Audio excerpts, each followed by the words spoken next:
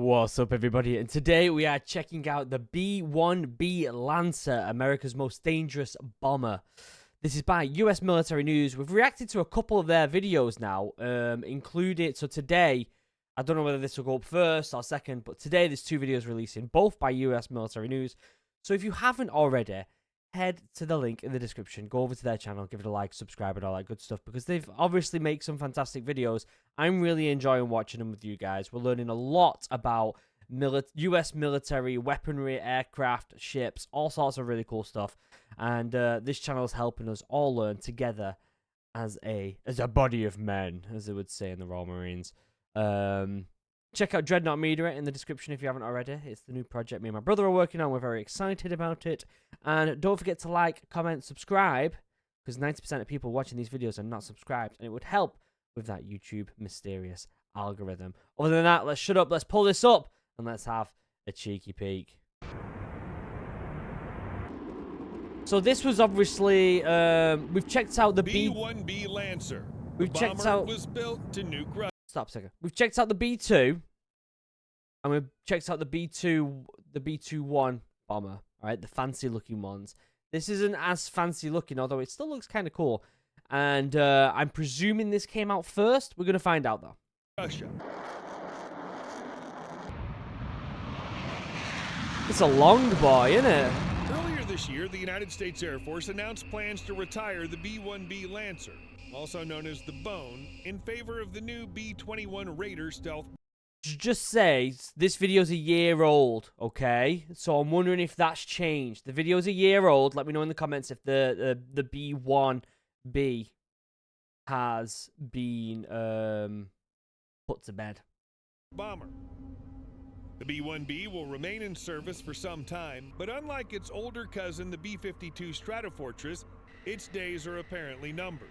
The B-1B has served in a variety of capacities since the 1980s, demonstrating a remarkable degree of mission flexibility. Since the 1980s.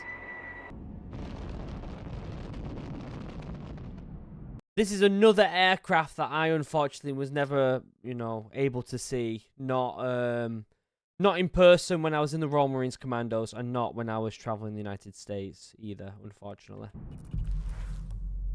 Origins of the B-1B. All right, give me some info. The B-1B evolved from the B-1A, which itself rose from the ashes of the B-70 Valkyrie.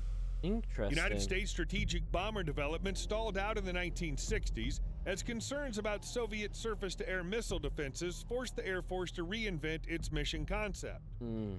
Fast, high-flying bombers fell out of favor, while the B-52, which excelled in a low-altitude role, remained relevant beyond its expiration date. Okay, so the B-52, which is an older aircraft, basically found a place when it comes to modern aircraft, which is a very interesting thing when that happens, doesn't it? Kind of evolves in a way, and aircraft that come out later on are just not needed sometimes, and that's really interesting, isn't it? Nevertheless, the Air Force still wanted a supersonic bomber. The Nixon administration was more flexible on this question than the Johnson administration, and studies began in 1969. The first prototype flew in 1974.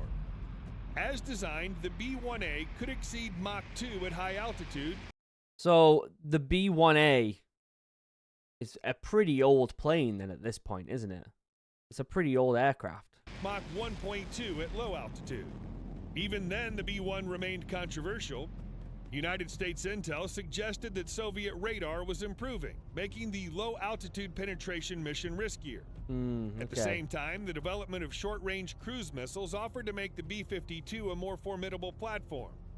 The Carter administration canceled the B-1A in an effort to cut costs and make the defense budget more efficient. Interesting. The Reagan administration reversed this verdict. Reagan was more interested in pushing the Soviet Union to its limits, and an analysis of the cost of the Soviet air defense network reinforced the idea that a new strategic bomber would put the Soviet Union at a cost disadvantage. Okay, I can see both reasoning for both sides, to be honest. I'm just glad that the B-1A evolved into what is the B-1B and has been used for quite some time now, so there must have been a good reason for it to stick around. The B-1A was reworked into the B-1B, which was slower, somewhat less expensive, and had a smaller radar cross-section. Interesting. Rockwell built 100 B-1Bs for the Air Force. Okay, so we got some good imagery of it here. 100 of them built with Rockwell. Look at the shape. It's a very unique shape, isn't it? That front part where it kind of like...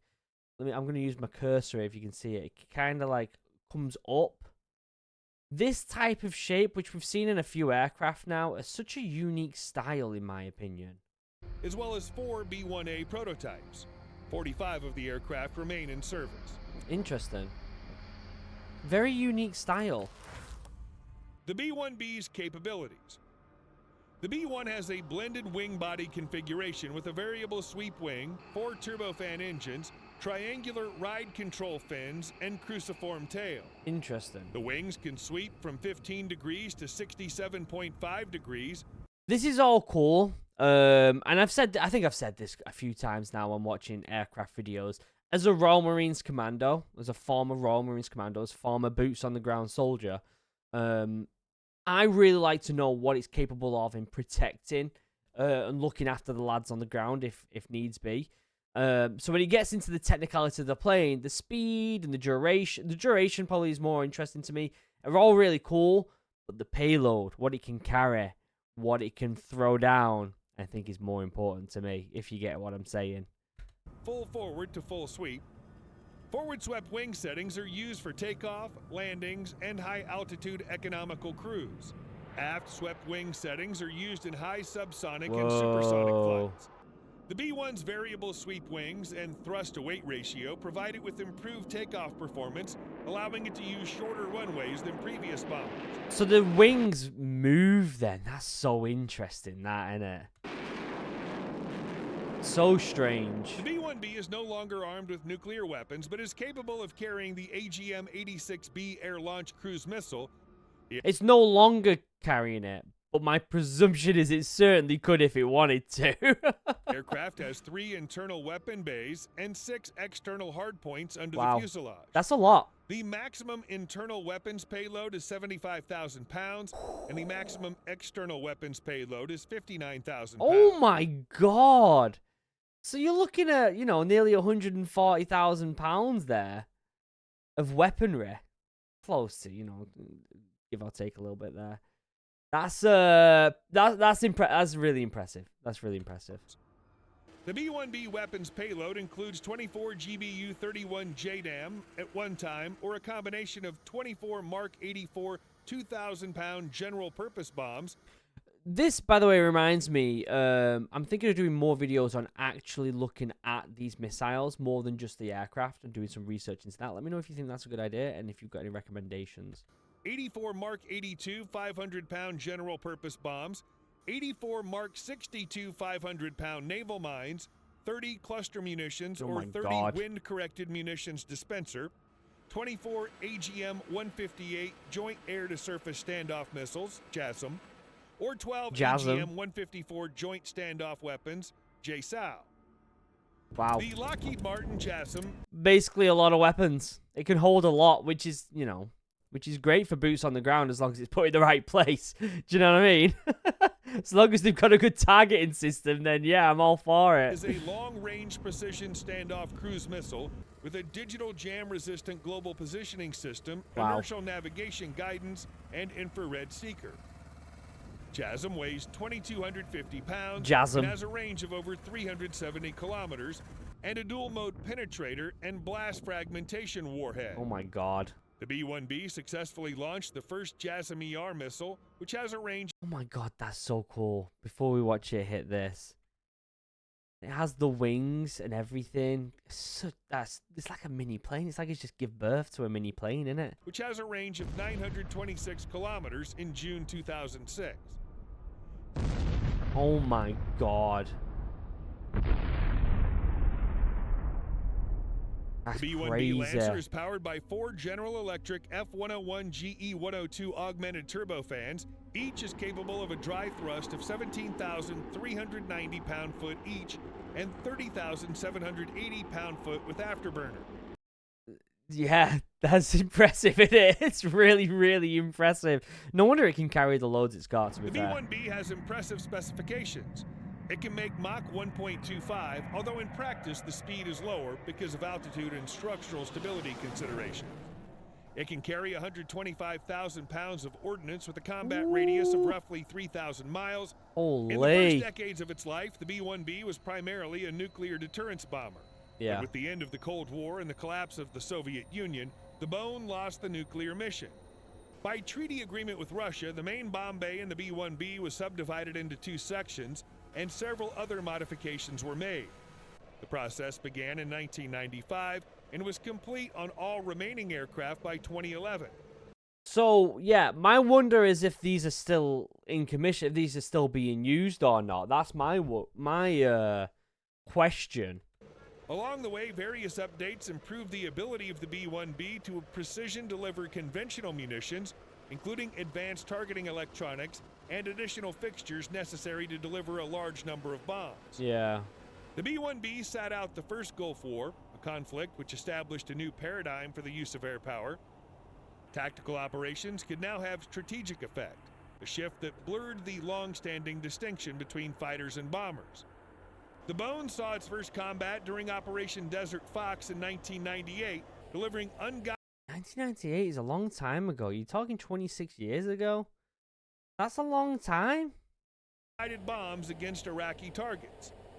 It's since been used in Kosovo, Afghanistan, Iraq, and Syria against both ISIS and Syrian government targets. Interesting. During those conflicts, the B-1B has been used for precision bombing attacks, including for close air support.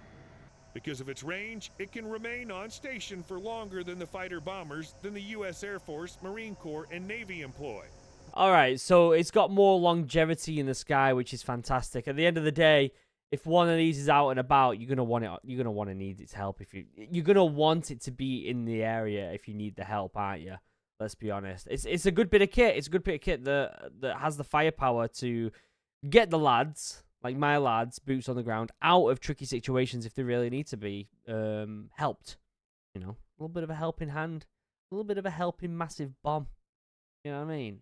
Lads, we're stuck. Chuck down a bomb for us. This thing comes out of nowhere with its crazy wings and sends down that amount of ammunition. Might as well sit back and have a cup of tea, ain't you? Although not as long as many drones. In the context of the history of air power theory and doctrine, there's a deep irony to the fact that the B-1B has found its greatest utility in attacks against lightly armed groups of guerrillas rather than against industrial complexes or nuclear installations. Yeah. In April 2018, B-1Bs launched 19 JASSM cruise missiles against Syrian targets in retaliation for the Assad regime's alleged chemical weapons attacks. I remember This that. was the first use of the AGM-158 JASSM, which adds to the already extended strike range of the B-1B. I think I remember that. Might be thinking of something else. The stealth capabilities of the JASSM also give the Bone an extra punch against targets in defended airspace. The future of the B-1B. All right, here we go. And again, I want to preface this with this video is a year old. Okay, so let's take this with a grain of salt. And I'm sure, like always, someone in the comments will give an update. There's always people in the comments giving updates on this stuff, and it's absolutely brilliant. The B-1B is scheduled for retirement as the B-21 Raider comes into service. Ironically, the Bone will head to the boneyard before the plane it was intended to replace, the B-52. That is ironic, isn't it? Leaving service in 2025, and the last B-1B will likely leave service around 2036. Oh, so they've got to still be used right now then. It's only 2024, you know? They might start departing next year, but for the most part, they're still in use. Most of the airframes will be between 40 and 50 years old at retirement.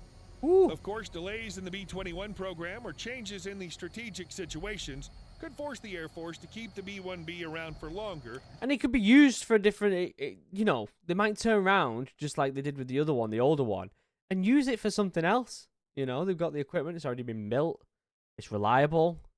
There's already pilots trained with it. It may end up being adapted for something else. Much as the B-52 has remained in service well beyond a variety of projected retirement dates. Yeah. When the last B-1B retires, the United States will no longer have a dedicated bomber capable of supersonic flight, but stealth replaced speed as the key metric of a bomber's effectiveness some time ago. I agree with that. I agree that stealth trumps speed any day of the week. Speed has its place. But stealth is another level. That's incredibly important. Conclusion. Conclusion. The B-1B was intended to deliver nuclear weapons to the Soviet Union. Fortunately, Deliver. it never undertook To deliver that makes it sound like it's a nice little present. We're going to deliver these nuclear weapons. mission. Instead, it ended up hunting insurgents in Afghanistan and firing cruise missiles at nearly abandoned Syrian air bases. Adapt and overcome. Indeed, at one point, both the B-1B and its Soviet counterpart, the Tu-160, were bombing insurgent targets in Syria. Yeah. The success of the B-1B in missions like this is reflective of the flexibility of large, high-performance airframes. The B-52 continues to survive primarily because of this flexibility. And that's also massive, the B-52. You know what I mean? It's giant, so I'm sure it can be, like, modified even more and adapted even more compared to the other one. The other one's kind of slimlined. I don't know. I'm talking... I have the expertise of a boots-on-the-ground soldier, so there's probably people watching this who are way more adequate at answering these questions. It remains to be seen whether dedicated stealth platforms like the B-21 can succeed in so many different missions. That looks sick, though, doesn't it? Let's be honest. Oh, a little cheeky bounce. Good bit of footage here. Look at that. Wonder where that is.